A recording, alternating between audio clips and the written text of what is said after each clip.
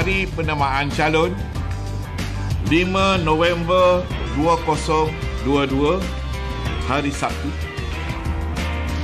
Hari mengundi awal 15 November 2022, hari Selasa. Hari mengundi 19 November 2022, hari Sabtu. Malaysia mengundi 19 November. Apa yang boleh dikatakan tentang pengumuman SPR ini? Saya melihat pengumuman ini menamatkan kesemuanya, Eli, teka-teki. Dan pada ketika ini kita sudah tahu semua tarikh-tarikh penting itu. 5 November kita akan ada penamaan calon. Dan yang paling penting sudah tentulah hari pengundian pada 19 November itu. Berbaki tempoh yang ada itu, saya rasa satu perspektif yang tidak disentuh oleh mana-mana pihak adalah bagaimana kita mengisi ruang yang ada itu untuk memberikan pendedahan, kempen dan pengetahuan yang sewajarnya kepada mereka-mereka yang pertama kali mengundi dan sudah tentu adik-adik kita yang berusia 18 hingga 21 tahun itu, kerana ini segmen yang paling istimewa. Ini yang akan mengundi buat pertama kali dan juga mereka ini adalah pengundi yang pada satu ketika itu tidak berdaftar secara rasmi, tapi pada kali ini tidak perlu mendaftar dan mereka sudah layak mengundi. Perkara penting yang mereka perlu lakukan ini pada ketika ini adalah tak perlu pergi pejabat pos, tak perlu pergi mana-mana, handphone di tangan, buka saja app SPR, masukkan nombor kad pengenalan masing-masing dan ceklah lokaliti mengundi anda di mana. Kerana itu perkara yang paling penting dilakukan pada ketika ini. Kemudian dah dapat screenshot dan save. Itu secara teknikal lah. Sekarang ni dari segi persediaan mereka sebagai pemilih nak memilih calon untuk tempat mereka ni, apa yang mereka perlu tahu dan apa yang perlu mereka cari dari segi maklumat dan sebagainya? Perbincangan tentang politik ini saya rasa boleh didapati dengan mudah, baik di media arus perdana ataupun media-media alternatif ataupun media sosial. Dan sudah tentulah maklumat itu bercanggah sesama satu sama lain berdasarkan siapa yang menjual berita itu.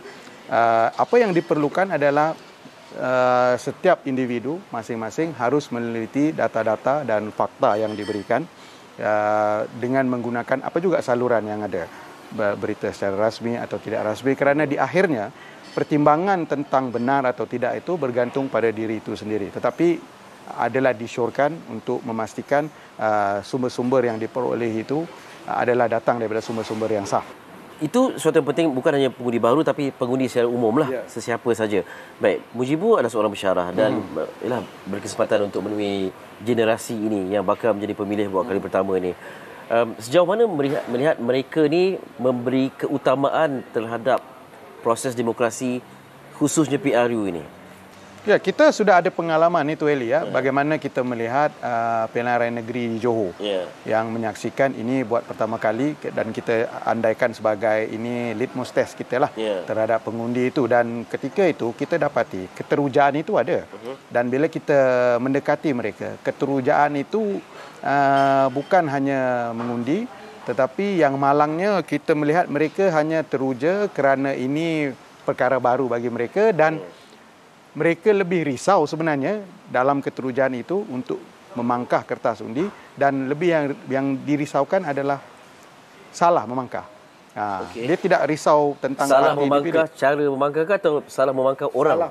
Salah pangkah cara, bukan salah pangkah parti.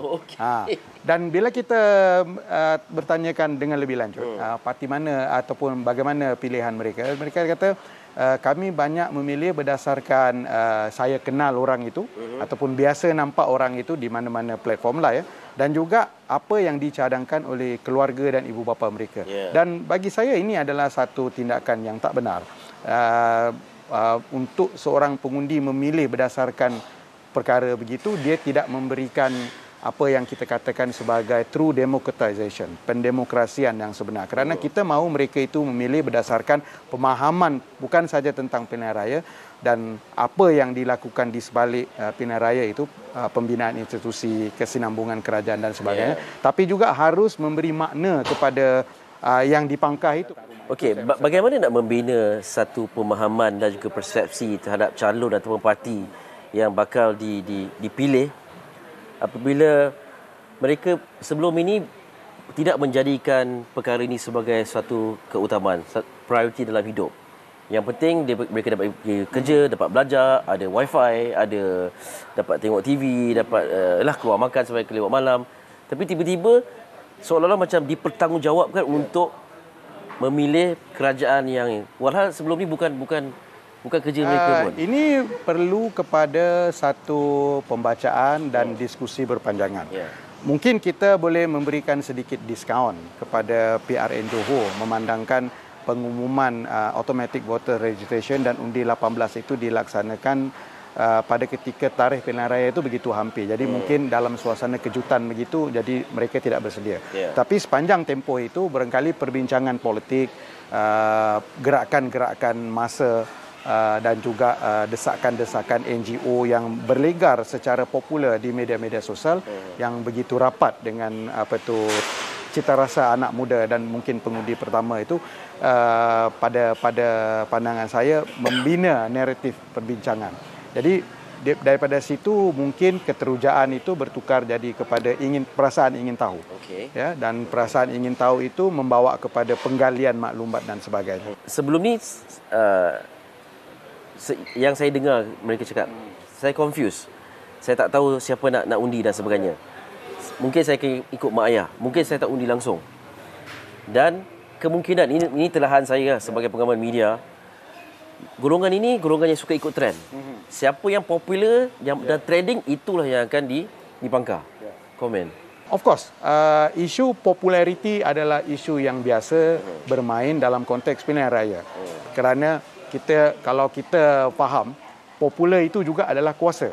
Ya, maka kalau popular itu kuasa, maka itulah hakikatnya. Tetapi yang popular itu tidak semestinya benar. Maka ini yang memerlukan satu pembacaan dan juga satu perkiraan dan pertimbangan yang sewajarnya dilakukan oleh mereka yang melihat bahawa dia popular, maka terus berkeputusan untuk memilih ataupun mengundi mereka ini. Ini saya rasa pembacaan begini yang perlu. Bagaimana awak melihat senario politik sekarang?